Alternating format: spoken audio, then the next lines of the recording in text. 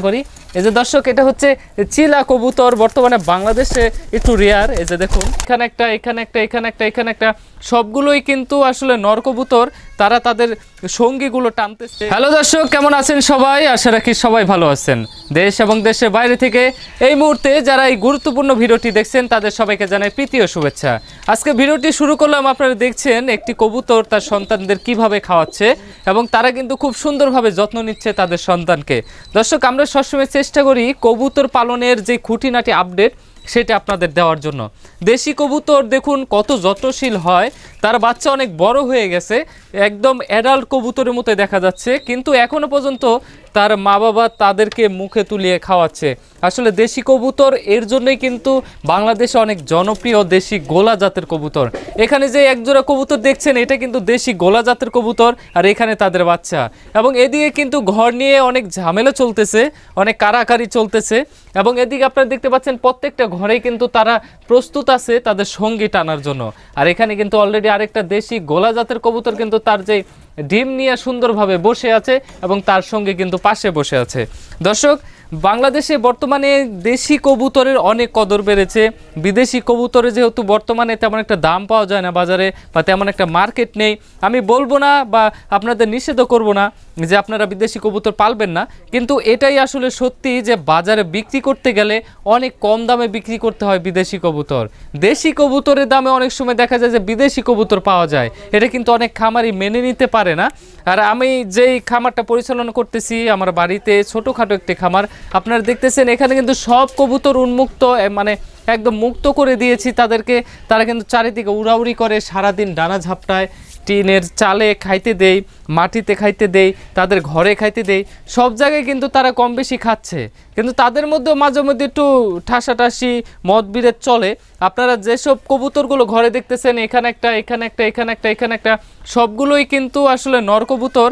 তারা তাদের সঙ্গীগুলো টানতেছে, যেটা হচ্ছে ঢাকায় গিরিবাজ। তাদের দুটো বাচ্চা আছে এখানে, তারা কিন্তু 3টা ঘর দখল করেছে এখানে। যে আপনারা যদি দেখেন, এটা, এটা, এটা, এই 3টা ঘরে কিন্তু তারা দখল করেছে। এখানে বেচারা আসলে দেশি গোলা জাতের কবুতর একজোড়া, তারা একটু বিপাকেই পড়েছে।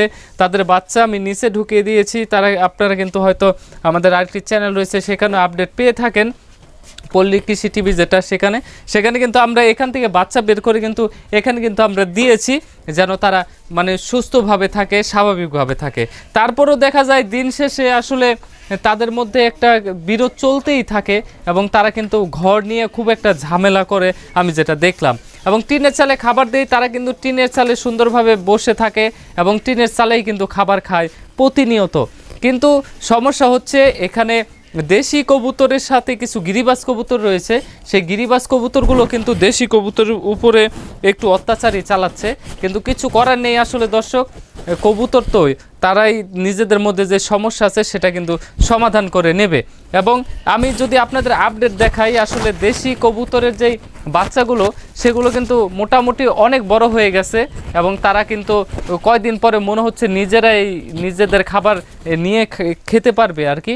আপনাদের যদি একটা বাচ্চা আমি দেখাই এখান থেকে, এটা হচ্ছে ছোট বাচ্চাটা, দেশি গোলা জাতের কবুতরের ছোট বাচ্চা। এই যে দেখুন, তাদের চারা অনেক শক্ত হয়ে গেছে এবং পালকও কিন্তু সুন্দর উঠে গেছে। আপনারা দেখতেছেন তারা কিন্তু উড়ার চেষ্টা করতেছে দর্শক, এবং তারা কিন্তু সুন্দরভাবে কিন্তু রয়েছে। এবং এটার যদি আমি আরেকটা বাচ্চা দেখাই আপনাদের, ওটা কিন্তু আরও বড় এবং মনে হচ্ছে যেমন তারা অ্যাডাল্ট কবুতরের মতোই আসলে বড়, এবং তাদের মানে নখের কিন্তু আঘাত প্রচুর। যে দেখুন কি সুন্দর করে উড়াউড়ি করতেছে তারা এবং উড়ার চেষ্টা করতেছে তারা। তাদের কিন্তু এই ঘরটা আমি দিয়েছি যেন এখানে তারা থাকে, কিন্তু এখানেও অনেক মানে চলতেছে ঝামেলা। আর যেই গিরিবাজ কবুতরগুলো আছে সেগুলোকে কিন্তু তাদের বাচ্চাদের প্রতি আক্রমণ করতেছে, সেটা কিন্তু তারা কিন্তু সংশোধন করে নিচ্ছে। তার মারা এসে তারা কিন্তু তাদেরকে সরিয়ে নিচ্ছে সেখান থেকে। এবং এদিকে যদি বলি, একটা খোপও দর্শক বাকি নেই, প্রতিটা খোপে কবুতর ঢুকে বসে আছে। আপনারা যদি দেখেন এখানে চিলা কবুতর একজোড়া, তারা কিন্তু খড়কুটো টানা শুরু করেছে। তাদের রং যেহেতু একটু ডার্ক, একটু ব্ল্যাকি, এর জন্য কিন্তু অন্ধকারে দেখা যাচ্ছে না। যদি ধরতে যায় আবার বের হয়ে দৌড় দিবে। এই যে আমি আপনাদের তারপরও দেখানোর চেষ্টা করি। এই যে দর্শক, এটা হচ্ছে চিলা কবুতর, বর্তমানে বাংলাদেশে একটু রেয়ার। এই যে দেখুন, তারা কিন্তু সুন্দর উড়ে এবং অনেক ডিম বাচ্চা করে।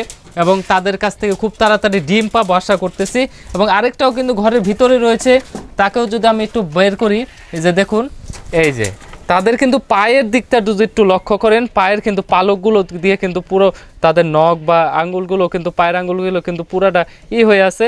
এবং আমি যদি তাদের একটু উড়াই, আপনারা দেখবেন, এই যে দেখুন দর্শক, অসাধারণ আসলে। অনেক ভালো লাগে কবুতর যখন আমি হাতে নেই। এবং কবুতরের কেন পাখা কাটা এগুলো দেখতে চাইলে অবশ্যই আমাদের পল্লী কৃষি টিভি ইউটিউব চ্যানেলে গিয়ে ভিজিট করতে পারেন, সেখানে নিয়মিত ভিডিও দেওয়া হচ্ছে। আমরা চেষ্টা করতেছি আলাদা আলাদাভাবে আপনাদের আলাদা আলাদা তথ্যগুলো আলাদা আলাদা চ্যানেলে দেওয়ার জন্য। এবং তাদেরকে কিন্তু দিনে 3 বেলায় হিসাব করে আমরা খাবার দিচ্ছি। এবং সবগুলো কবুতরই এখন কিন্তু মুক্ত, কারো শরীরে ওইভাবে টেপ পেঁচানো নেই। এখন রাত্রে সবগুলো আটকানোর পরে আমার আরেকবার চেক করতে হবে যে কোনো কবুতরের পাখার মধ্যে টেপ পেঁচানো আছে কিনা। কিন্তু বেশিরভাগই আমি পাখা কেটে দিয়ে ছেড়ে দিয়েছি। তারা কিন্তু আশেপাশে উড়াউড়ি করবে, টিনের চালে থাকবে, ঘরে থাকবে, যে রান্নাঘরের উপরে রয়েছে দেখুন সব কবুতর। এবং আমি লক্ষ্য করেছি সবগুলো কবুতরই বর্তমানে সুস্থ এবং তারা কিন্তু খুব তাড়াতাড়ি ডিম বাচ্চা করার জন্য প্রস্তুত। এই মাসের মধ্যে আমি আশা করতেছি আমার সবগুলো কবুতরই ডিম বাচ্চা শুরু করে দেবে, বাসা করবে। আর এদিকে কিন্তু যে ঢাকায়া গিরিবাজের কিন্তু যে বাচ্চা, সেগুলো কিন্তু যথেষ্ট বড় হয়ে গেছে, দেশি কবুতর এবং ঢাকা গিরিবাজের। এখানে তাদেরও শরীরে পালক উঠে গেছে। এই যে দেখুন, মাঝে মধ্যে কিন্তু চিলা এবং গিরিবাজও কিন্তু দুষ্টুমি করে, তারাও কিন্তু আসলে তাদের মধ্যে জোড়া নিতে চায়। কিন্তু চিলার যদি নরটা ঠিক থাকে তাহলে কিন্তু এখানে গিরিবাজ কোনো পাত্তা পাবে না, সে কিন্তু এখান থেকে চলে যাবে। আর দর্শক, কবুতর পালনের আগে আপনারা চিন্তা করবেন যে আসলে আমি যে কবুতর পালন করতেছি সেটা কি আমার বিজনেস, না আমি বাড়িতে শুধু খাবো বা 2-1 জোড়া পালন করব, শখ, তাদের ডাক ভালো লাগে, তাদের উড়াউড়ি ভালো লাগে, এটার দিকে লক্ষ্য দিচ্ছেন। যদি চিন্তা করেন এখান থেকে আপনার 2-1 টাকা লাভ হবে বা আপনি এখান থেকে কবুতরে খাবার কিনবেন বাচ্চা বিক্রি করে, তাহলে কিন্তু আপনার কবুতরের প্রতি আরও লক্ষ্য দিতে হবে, দৃষ্টি বাড়াতে হবে।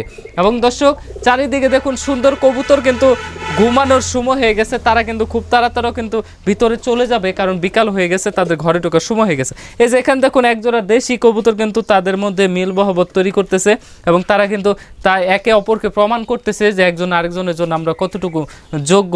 আর এখানে কিন্তু এই যে দেশি কবুতর 2টাই ঢুকে আছে, এই তারা কিন্তু 2জন মিললেই তা দিচ্ছে, মনে হচ্ছে খুব তাড়াতাড়ি বাচ্চা উঠবে, 18 দিনের মধ্যে, মনে 9 দিনের মধ্যে উঠে যাবে 2জন, যেহেতু তা দিচ্ছে। আসলে মজা করলাম দর্শক। এখানে কিন্তু গিরিবাজের একটা নর ঢুকে আছে, এখানেও গিরিবাজের নর ঢুকে আছে, আর এখানে তো গিরিবাজের একটা মাদি ঢুকে আছে, দেশি কবুতরের মাদি ঢুকে আছে, এখানে গিরিবাজের নর ঢুকে আছে। চারিদিকে কিন্তু শুধু তাদের রাজত্বই চলতেছে, যাদের ক্ষমতা বেশি। দেখা যাক শেষ পর্যন্ত আসলে কারা কোন ঘরটা নিতে পারে, তাহলেই কিন্তু তাদের জোড়া হয়ে যাবে। দর্শক, দেশি কবুতর নিয়ে বা গিরিবাজ কবুতর বা যেই কোনো ফ্যান্সি কবুতর নিয়ে খুব তাড়াতাড়ি আপডেট পেতে এবং আমাদের কমেন্ট সেকশনে অবশ্যই জানাবেন আপনারা কোন সমস্যায় ভুগতেছেন, কি উপকারে আমরা আপনাদের আসতে পারি। তাই সবাই ভালো থাকবেন, সুস্থ থাকবেন। ক্যামেরাম্যান তারিক নিয়ে বিদায় নিচ্ছি, আমি মুকুল কুরুশ, আল্লাহ হাফেজ।